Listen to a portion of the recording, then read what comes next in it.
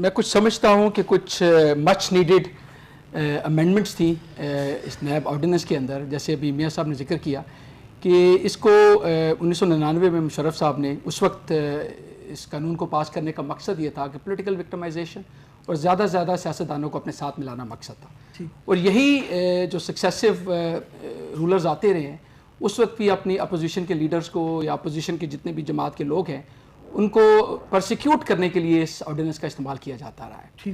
سو کچھ چینجز ایسی ہیں جیسے میاں صاحب نے ذکر کیا کہ اب منیمم 500 ملین وچ از 50 کروڑ وہ منیمم ریکوائرمنٹ ہے کہ اگر پبلک ایکسچیکر کو اتنا نقصان ہوگا تو وہ معاملہ نیب کے ایمبٹ میں آئے گا. تو یہ ایک چینج ہے, اس کے بارے میں تھوڑا سا میں تفصیلاً بھی بات کرنا چاہوں گا بعد میں. اور اس کے علاوہ کچھ بنیادی چیزیں ہیں جیسے پبلک آفس ہولڈر کی ڈیفینیشن کے ساتھ ساتھ وہ جو سیکشن 9 ہے اس میں کچھ تبدیلیاں کی گئی ہیں. اور اس کے تحت مثال کے طور پہ پہلے کوئی ٹیکس کے معاملات ہوا کرتے تھے جو کہ فیڈرل بورڈ آف ریونیو کے ایمبٹ میں آتے ہیں. کچھ ایسے معاملات جیسے اوگرا, نیپرا, ایس ای سی پی کے کمپنیز کے معاملات ان کو بھی اس ایمبٹ سے نکالا گیا ہے کہ اس کے لیے تو ریگولیٹرز پہلے ہی موجود ہیں. اگر کوئی کمپنیز کا معاملہ ہے تو وہ ایس ای سی پی دیکھے گا, اگر آئل اینڈ گیس سے متعلقہ کوئی ایشو ہے تو وہ اوگرا دیکھے گا, بجلی سے متعلقہ ایشو ہے تو وہ نیپرا دیکھے گا. تو یہ over lapping of jurisdiction exist کرتی تھی, تو یہ چیزیں نکالی گئی ہیں. اس کے علاوہ کیبنٹ کے جو فیصلے ہیں, اس کے علاوہ جو کانسٹیٹیوشنل باڈیز ہیں, اس کے علاوہ این ایف سی, ایکنک وغیرہ, ان کے جو ڈیسیژنز ہیں ان کو بھی ایکسکلوڈ کیا گیا ہے. اس کے علاوہ یہ بھی لکھا گیا ہے کہ کوئی پروسیجرل لیپسز, اگر کوئی government functionary public office holder اپنا آفیشیل کام کرتے ہوئے کوئی پروسیجرل لیپس کر دیتا ہے تو اس میں بھی اس کو نہیں پکڑا جائے گا. لیکن سب کی ایکسیپشن ساتھ یہ ڈالی گئی ہے کہ اگر کوئی ایسا شخص جو یہ پروسیجر لیپس کرتا ہے یا وہ مثال کے طور پہ کیبنٹ کا حصہ ہے اور اس سے کوئی مانیٹری بینیفٹ لے لیتا ہے, تو یہ ایک ایکسیپشن کہ وہ despite being a member of the cabinet اور despite being having done a procedural lapse اس کے خلاف نیب کاگنیسنس لے سکے گی. سو پہلے یہ جو مانیٹری بینیفٹ والی چیز تھی نا, یہ اس کے بغیر بھی پکڑا جایا کرتا تھا. تو میں سمجھتا ہوں کم از کم یہ کچھ بہتر تبدیلیاں ہیں. کے ساتھ ساتھ اس تبدیلی کی بھی بڑی ضرورت تھی کہ اب جتنے بھی بیل کے ضمانت کے معاملات ہوا کرتے تھے, وہ اکاؤنٹیبلٹی کوڈ یا اس کو عرف عام میں نیب کوڈ کہتے ہیں, اس کے اندر وہ ضمانت فائل نہیں کر سکتے تھے. وہ جو 1999 کا قانون جب بنایا گیا تھا اس کے اندر لکھ دیا گیا تھا کہ بیل فائل نہیں کی جا سکتی. تو جو آپ کا آئین ہے آرٹیکل 1999 وہ تو کسی بھی ایکٹ کے اوپر ہے, اس کے اندر جو ریمیڈیز اویلیبل ہیں اس کے تحت بیلز فائل کی جایا کرتی تھی. اور وہ لامحالہ وہی اصول جو آپ کے کرمنل پروسیجر کوڈ کے اندر بیل کی ہوا کرتے تھے وہ آپ ریٹ جورسڈکشن میں جا کے ان کا استعمال کیا کرتے تھے. تو اس لحاظ سے ایک اچھی آسانی پیدا کر دی گئی ہے کہ اب اکاؤنٹیبلٹی کوڈ ضمانتیں سن سکتا ہے, اور اس کے بعد فردر جو فورمز ہیں وہ بھی اس کے لحاظ سے فورم زیادہ ہو جاتے ہیں. کہ اس وقت تو چیلنج کرنے کی ریشنل یہ تھی کہ اس وقت جو نون لیگ کے کچھ لوگ تھے, خواجہ آصف وغیرہ اور دوسرے, ان کے خلاف بھی نیب کے کیسز چل رہے تھے. تو یہ اس وقت یہ گردانا چاہتا تھا کہ یہ جو تبدیلیاں لائی گئی ہیں, امینڈمنٹس لائی گئی ہیں نیب کے قانون میں, اس کا مقصد سیاسی ہے. ہو سکتا ہے اس وقت مقصد سیاسی بھی ہو کیونکہ اس چیز کو ہم ڈسکاؤنٹ نہیں کر سکتے, لیکن اس طرح میں نے پہلے ذکر کیا ہے کہ اس کا پبلک اینڈ لارج کو فائدہ بھی ہے. لیکن جو امپورٹنٹ بات ابھی میں جو چیئرمین ہے پی ٹی آئی کے بیرسٹر گوہر صاحب, ان کی میں اسٹیٹمنٹ ٹی وی پہ سن رہا تھا, انہوں نے یہ ذکر کیا, انہوں نے کہا کہ ریسپیکٹو دا فیکٹ کہ ہم یہ کیس ہار چکے ہیں الٹیمیٹلی آئی سی اے میں, لیکن اس کا فائدہ عمران خان صاحب کو الٹیمیٹلی ہوگا.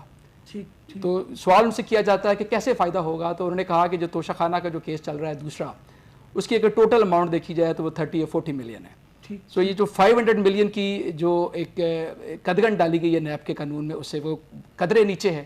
اسی طرح وہ القادری ٹرسٹ کیس, اس کا ذکر کرتے انہوں نے کہا کہ اس کے اندر کیونکہ کیبنٹ کا ڈیسیژن انوالوڈ ہے اور نیب کی یہ ترامیم کیبنٹ کے ڈیسیژن کو ایگزیمپٹ کرتی ہیں, تو لہٰذا اس سلسلے بھی بنانا سب کو فائدہ ہو جائے گا. تو میری سمپل ایک چھوٹی سی گزارش ہے کہ بیرسٹر گوہر صاحب نے یہ تو ذکر کر دیا کہ کیبنٹ کے معاملات اب نیب کے ایمبٹ میں نہیں آئیں گے, لیکن وہ شاید یہ تھوڑی سی چیز بھول گئے ہیں کہ اگر نیب یہ ثابت کرنے میں کامیاب ہو جاتی ہے کہ عمران خان صاحب یا ان کی وائف اس سارے معاملے میں انہوں نے کوئی مانیٹری بینیفٹ لیا ہے, کیونکہ الزام تو ہے کہ بحریہ ٹاؤن کے جو سی او ہیں ان کے ساتھ ایک ملی بھگت کا ایک الزام ان پہ ہے کہ ان سے ایک سرٹن اماؤنٹ زمین کی لی گئی, القادری ٹرسٹ بنایا گیا, کچھ پیسے لیے گئے. تو وہ مانیٹری بینیفٹ اگر ثابت ہو جاتے ہیں تو اس صورت میں یہ کیبنٹ کا ڈیسیژن ہونے کے باوجود یہ نیب کی ایمبٹ میں آئے. ڈیفینس ہے چیٹنگ پبلک ایٹ لارج. ایک تو میاں صاحب نے ذکر کیا کہ اس میں اب کم از کم منیمم 100 لوگوں کا رکھ دیا گیا ہے کہ وہ کمپلین کریں. دوسری امپورٹنٹ بات ہے اس امینڈمنٹ میں لکھ دیا گیا ہے کہ جہاں کمرشل اور ٹرانزیکشنل میٹرز ہوں گے, مثال کے طور پہ ایک السٹریشن بھی دی ہے اس امینڈمنٹ کے اندر کہ اگر کوئی ایک شخص ہاؤسنگ اسکیم کا یا کسی پلازے کی کنسٹرکشن کا کام شروع کرتا ہے اور وہ کچھ عرصہ ایڈوانسز لینے کے بعد پروفٹس بھی دیتا رہتا ہے اور اس کے بعد اس کو suddenly due to economic reasons اس کو لاس ہونا شروع ہو جاتا ہے، تو یہ سارا سینیریو نیب کے ایمبٹ میں نہیں آئے گا، نہیں آئے گا. بالکل. تو اس لحاظ سے کلیئرٹی آ گئی کہ کم از کم جو ابھی ذکر کیا ہے کہ جو لوگ خلوص سے دل کے ساتھ اچھی نیت کے ساتھ کام کرنا چاہتے ہیں تو اس سے وہ کم از کم اگر ثابت کر سکتے ہیں تو وہ اس ایمبٹ سے باہر نکلیں. بالکل ٹھیک. اس طرح تو کوئی بھی آنریبل جج جو ہے وہ اس کے اوپر ایک پریشر رہے گا کہ جناب میری بھی کوئی ڈگری نکال لیں گے، اس کو جعلی دے دیں گے، تو اچھا ایک فیصلہ ہے. میں تو سمجھتا ہوں کہ آنریبل سندھ ہائی کورٹ نے پروٹیکٹ کیا ہے، اس کے اندر کلیئرٹی بھی آئی ہے کہ جناب سنے بغیر، آپ جانے بغیر کم از کم آپ ایک شو کاز نوٹس تو دے سکتے تھے. کیا سمجھتے ہیں آپ، کس طرح سے دیکھتے ہیں اس کو؟ بٹ صاحب میں کچھ کہنے کے بجائے مجھے تو ڈر لگ رہا ہے جی کہ یہ 33 سال پرانی ڈگری ہے، میری تو 16 یا 17 سال پرانی ڈگری ہے. ٹھیک ہے. میں نے تو بھی کوئی عہدہ بھی انجوائے نہیں کیا. میں تو ابھی وکالت کر رہا ہوں، ابھی جمعہ 8 دن ہوئے ہیں مجھے سپریم کورٹ کا وکیل بنے ہوئے. تو مجھے تو ٹھیک ٹھاک راتوں کو نیند آنا بند ہو گئی ہے کہ کسی دن پتہ چلے کسی بھی وجہ سے میری ڈگری بھی کینسل ہو. تو آپ سے زیادہ تو میں بھی ریڈار پہ رہوں گا. تو یہ دیکھیں جو بنیادی بات کہنے والی ہے کہ اگر ایسا شخص جس نے اٹارنی جنرل آفس میں عہدہ انجوائے کیا ہے، جو ایڈوکیٹ جنرل آفس میں رہا ہے، and who happens to be the جج آف اسلام آباد ہائی کورٹ، صرف اس لیے کہ اس میں وہ پٹیشنرز کا ذکر بھی کیا گیا ہے کہ انہوں نے وہ ایک خط لکھا ہے جو سپریم جوڈیشل کونسل کو، تو یہ بھی کویشچن ریز کیا گیا ہے. دیکھیں یہ تو انٹرم آرڈر ہے. سندھ ہائی کورٹ نے ابھی یہ فیصلہ کیا ہے کہ پہلے دن جس طرح پٹیشن فائل کی جاتی ہے دوسری پارٹی کو نوٹس کیے بغیر ہی لگتا ہے کہ پرائما فیشی کیس بڑا اچھا ہے، تو اس جو آرڈر ہے اس کے افیکٹ کو سسپینڈ کر دیا گیا ہے.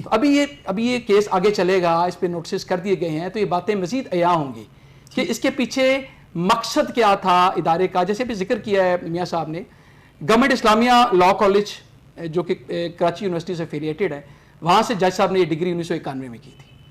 ٹھیک ہے.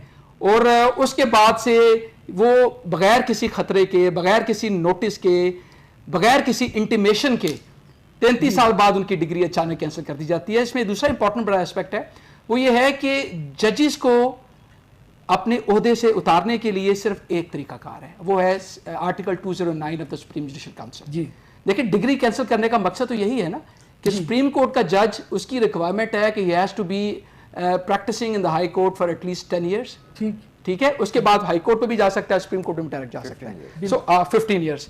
تو اگر اس کی ڈگری کینسل کرتے ہیں تو اس کا مطلب ہے کہ آپ ڈائریکٹلی اس کے عہدے کو چیلنج کر رہے ہیں. اور عہدے کو چیلنج کرنے کا صرف ایک طریقہ ہے آپ کے آئین میں، دیٹ از آرٹیکل 209. تو بہتر طریقہ یہ ہوتا کہ یہ جو ساری کمپلینٹ تھی، جو سارا ایشو تھا، یہ اسلامیہ کالج یا کسی کی طرف سے بھی سپریم جوڈیشل کونسل کو بھیجا جاتا ہے. بالکل. وہ اس کی پوری انویسٹیگیشن کرنے کے بعد اس پہ جو بھی فیصلہ ہوتا ہے. ناظرین، کسی بھی آنریبل جج کے اوپر جو ہے وہ اس طرح کا پریشر کہ وہ فلاں مقدمہ سنے یا فلاں طرح کے فیصلے کرے، اگر نہیں کرے گا تو اس طرح کے انسیڈنٹ آئیں گے جس کے اندر ڈگری جو ہے وہ ایک دم سے جو ہے وہ چیلنج ہو جائے.